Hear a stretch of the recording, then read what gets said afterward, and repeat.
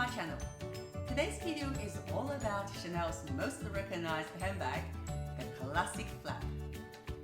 I have recently uploaded a Chanel 255 and I feel like you can't do one without the other, so here it is. I've added a link to the 255 video in the description section and at the end of this video if you are interested. Now let's have a look at the bag. This is how I store the bag.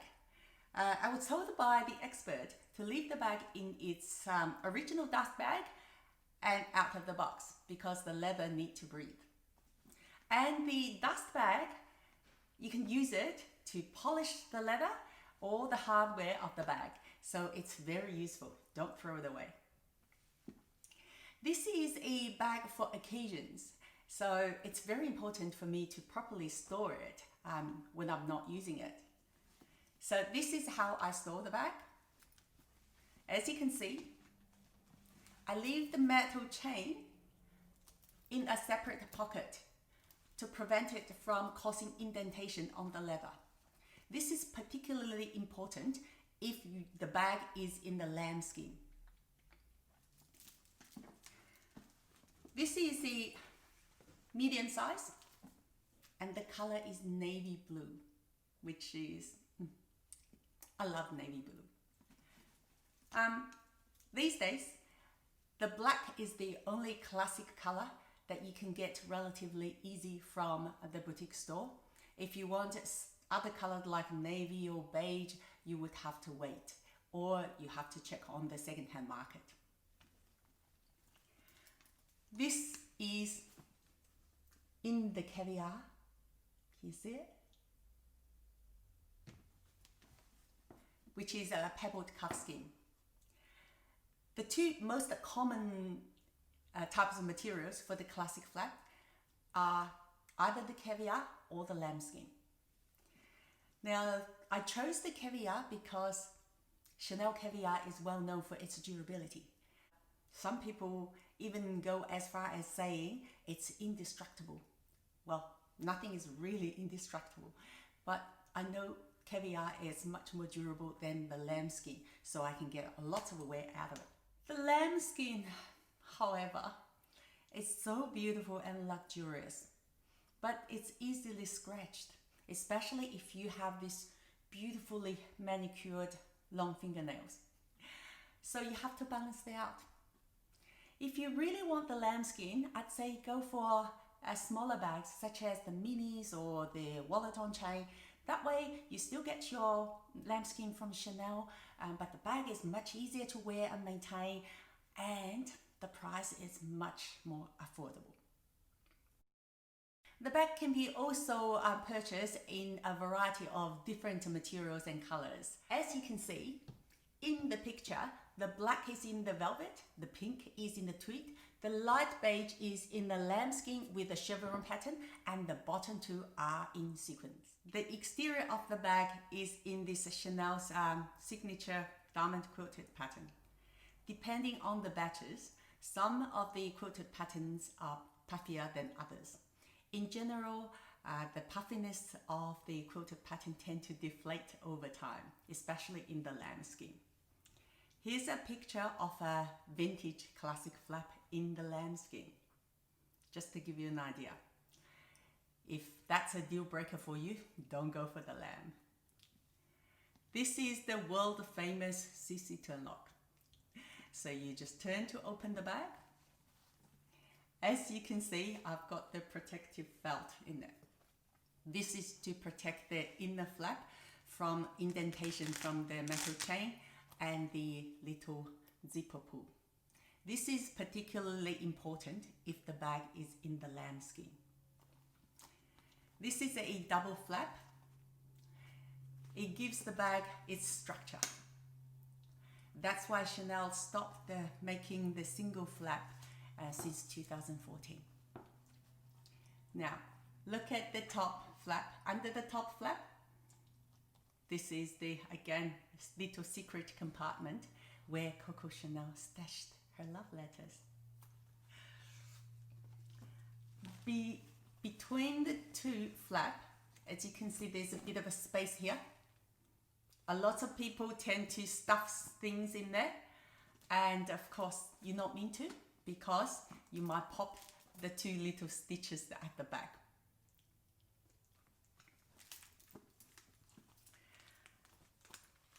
There is a button closure for the inner flap, but it's so hard to do.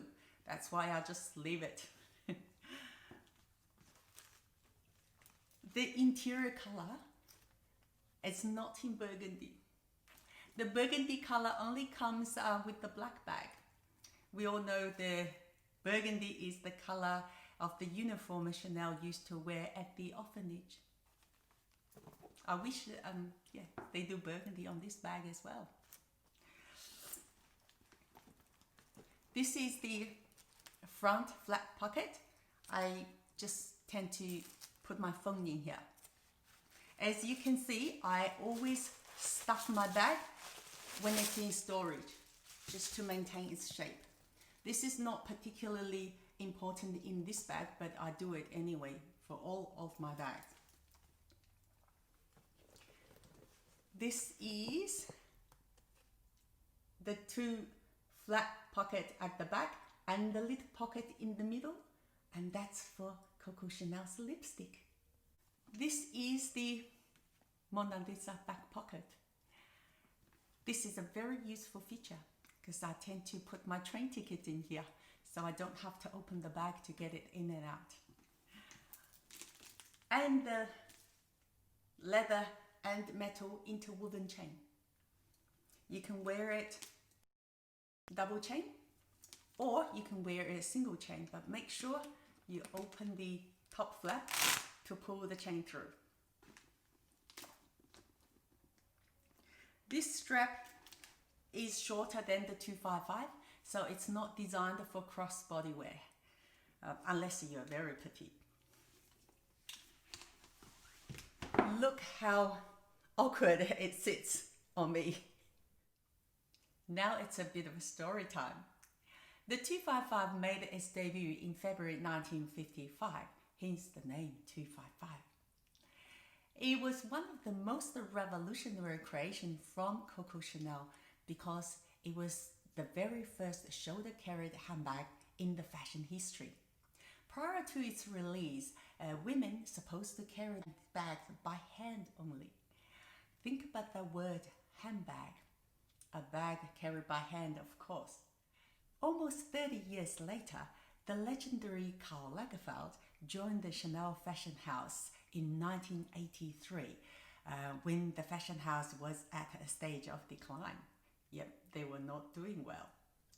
A year later, after Lagerfeld took the lead of the fashion house, he revitalized the 255, and his modernized take on the original 255 had brought new life to the fashion house, yet he saved them from bankruptcy.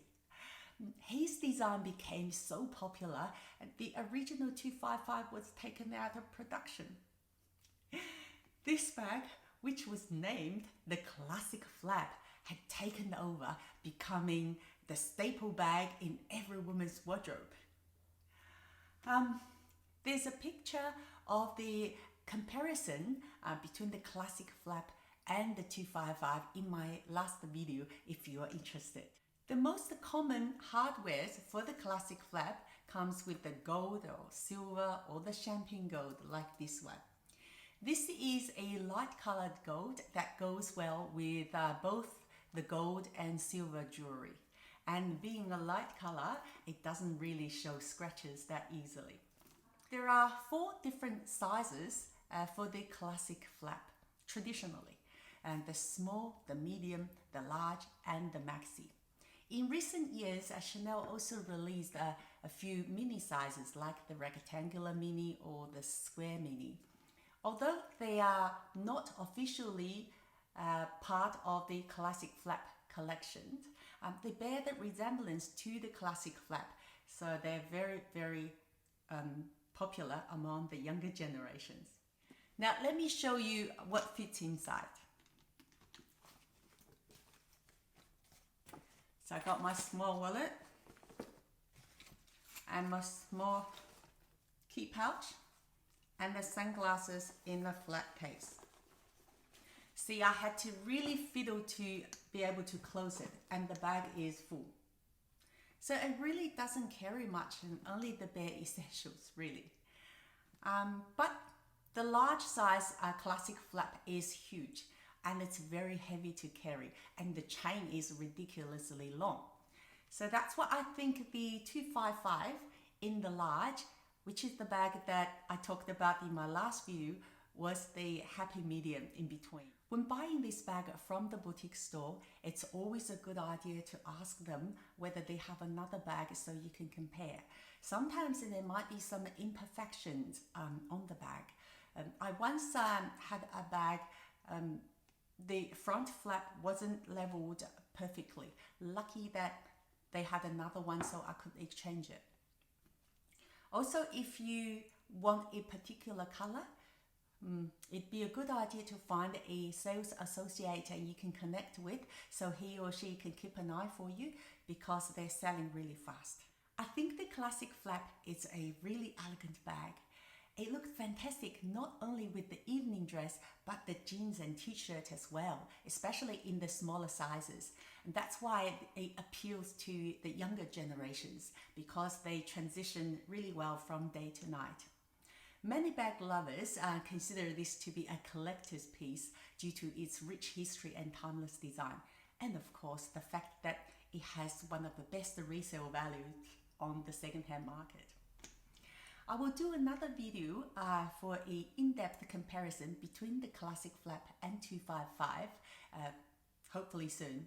If you're interested, please stay tuned, and I will let you know in that video which bag I prefer.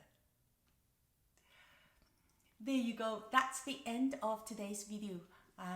If you enjoyed the video, please give it a thumbs up and subscribe to my channel, and I look forward to seeing you in my next video.